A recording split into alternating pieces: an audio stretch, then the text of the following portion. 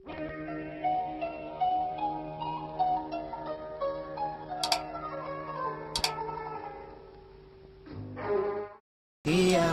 di Aqidatul Awam kan dikatakan sifat wajib bagi Allah 20 gitu. Itu di kitab Aqidatul Awam ya. Namanya saja Aqidatul Awam. Ya buat orang awam. Tetapi meskipun demikian tetap salah, karena kita percaya kepada sifat 20 itu yang bukan datang dari Allah. Ini Allah lalu yang menggambarkan manusia. Artinya itu Allah menurut manusia, bukan Allah menurut Allah. Kalau Al-Quran itu kan nyata ya, Al-Quran itu firman Allah. Aduh parah itu sifat 20. Artinya jika kita secara jujur berbicara sifat 20 itu jelas bukan sifat Allah. Assalamualaikum warahmatullahi wabarakatuh. A'udzubillah, bismillah, alhamdulillah. Allahumma sholli ala sayyidina Muhammad wa ala ali sayyidina Muhammad. Para dulur sadaya yang dimuliakan Allah Subhanahu wa ta'ala, menanggapi seorang bapak-bapak yang dia mengatakan bahwa kitab Aqidatul Awam itu adalah salah katanya. Kok berani ya, aneh gitu. Kalau menurut saya mah aneh aja. Udah tua bukannya istighfar, banyakin tobat. Ini mah malah sini hujat sana hujat sini. Sampai-sampai dia berani mengatakan bahwa kitab Aqidatul Awam itu salah. Kalau dia sudah berani menyalahkan kitab Aqidatul Awam, berarti dia sudah menyalahkan pengarang dari kitab tersebut, yaitu Syekh Ahmad Marzuki Al-Maliki. Kalau dia sudah berani menyalahkan pengarang dari kitab Aqidatul Awam itu dengan alasan dia mengatakan bahwa isi dari kitab Aqidatul Awam adalah membahas sifat 20, berarti dia seolah-olah merasa lebih mulia, lebih alim, lebih soleh, lebih waro dari pengarang kitab tersebut, yaitu Al-Mukarram Syekh Ahmad Marzuki Al-Maliki. Dia tidak tahu bahwa sifat 20 itu bukan hanya ada di Aqidatul Awam saja. Bahkan ada beberapa kitab dan beberapa ulama menuliskan dalam kitab-kitabnya yang membahas sifat 20 itu.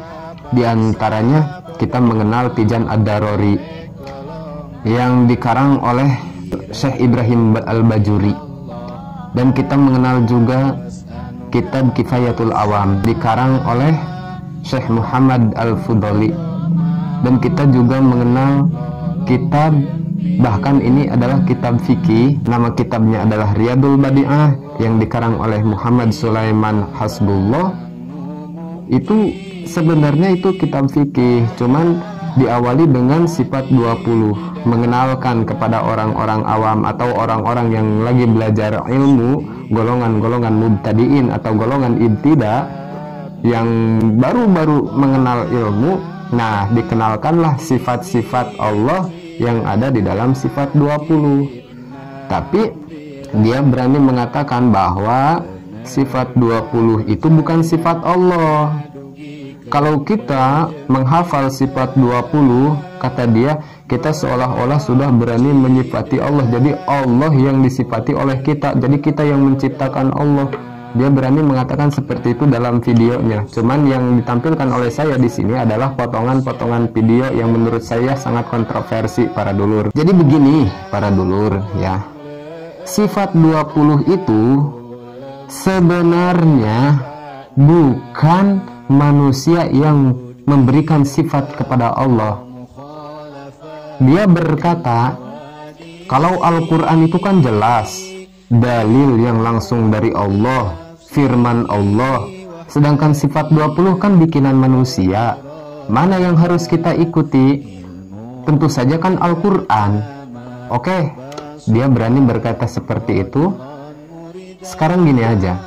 Sebenarnya kalau Bapak ini mengkaji dalam-dalam dari sifat 20, itu ternyata sifat 20 itu berdasarkan dalil-dalil daripada Al-Quran. Jadi terbentuknya sifat 20 itu didasari oleh dalil Al-Quran. Contohnya di dalam sifat 20, sifat pertama adalah wujud. Sifat wujud ini tentu didasari oleh dalil Al-Quran, di mana di situ Allah Subhanahu wa Ta'ala berfirman, Allahul ladzi khalaqas samawati wal arda wa ma bainahuma. Terus kita mengenal lagi sifat qidam. Allah berfirman di dalam Al-Quran mengenai sifat qidam ini, wa huwal awalu wal akhiru. Nah, terus di dalam sifat 20 ada sifat baqo. Di situ juga didasari dengan dalil Al-Quran, bahwasanya Allah berfirman, wa yabqa wajhu rabbika dzul jalali wal ikram. Ada lagi sifat mukhalafatul lil hawadits. Di situ juga didasari dengan dalil-dalil Al-Quran. Di situ Allah berfirman, laisa kamitslihi syai'un. Jadi mana yang bertentangan dengan Al-Quran menurut Bapak tadi, Zulkarnain El-Maduri tadi? Nggak ada yang bertentangan dengan Al-Quran. Justru untuk menguatkan dari dalil-dalil dalam Al-Quran tadi, dibuatlah oleh ulama sifat 20 yang tertuang dalam kitab-kitabnya, atau yang tertulis dalam kitab-kitabnya. Untuk apa? Untuk bisa dipelajari dan dipahami oleh orang-orang awam. Seperti saya contohnya. Saya mempelajari itu, ternyata nggak ada yang bertentangan dengan Al-Quran. Justru itu semua diambil dari Al-Quran. Makanya dia itu sering sekali berteriak kembali ke Al-Quran dan hadis, kembali ke Al-Quran dan hadis. Dirinya sendiri seolah-olah mengingkari Al-Quran, mengatakan bahwa sifat 20 itu adalah salah, sifat 20 adalah karangan saja. Dia berkata seperti itu tanpa sadar dia sudah menistakan Al-Quran. Karena apa? Yang ada di dalam sifat 20 ternyata adalah Al-Quran. Sekarang gini aja contohnya. Kebodohan orang-orang seperti ini, sekarang kita tanya. Kalau kita tanya kepada orang seperti itu, kamu percaya enggak sama Allah? Pasti dia mengatakan, oh saya percaya kepada Allah. Terus kita tanya lagi, Allah ada apa enggak? Pastikan dia mengatakan Allah itu ada. Nah, ada itu bahasa Arabnya apa? Adanya Allah bahasa Arabnya kan wujud. Sedangkan wujud itu adalah salah satu dari sifat 20. Dia mengingkari sifat 20 tapi dia memakai sifat 20. Kan ya Allah, nggak ngerti kita sama pola pikirnya. Terus kita tanya lagi, kamu yakin Allah itu ada? Dia menjawab, iya yakin Allah itu ada. Sejak kapan Allah adanya? Pasti dia menjawab, oh dahulu sebelum apa-apa diciptakan Allah sudah ada.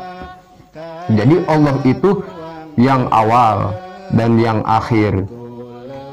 Berarti kalau Allah itu dahulu adanya, awal adanya, berarti kan bahasa Arabnya apa? Qidam. Dia mengingkari sifat 20, tapi dia memakai sifat qidam. Aneh kan? Jadinya aneh.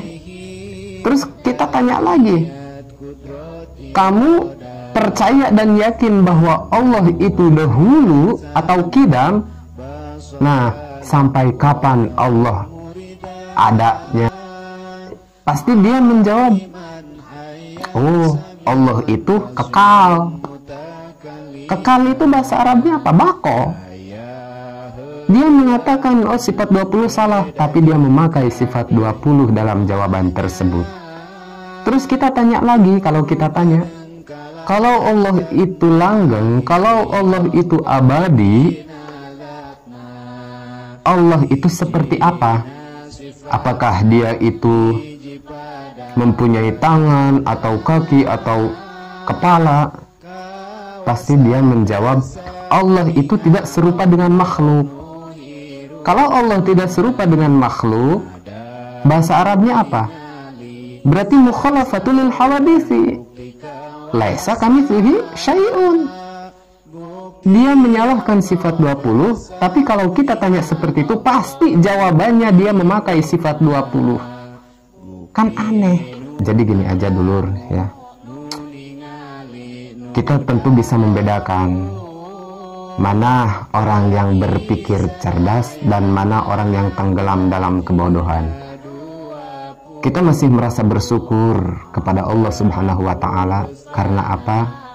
Orang-orang seperti itu jumlahnya sangat sedikit ya, sangat sedikit. Saya nggak bisa membayangkan kalau misalkan orang-orang seperti ini menjadi mayoritas di kalangan kita, menjadi mayoritas di negara kita. Saya nggak bisa membayangkan.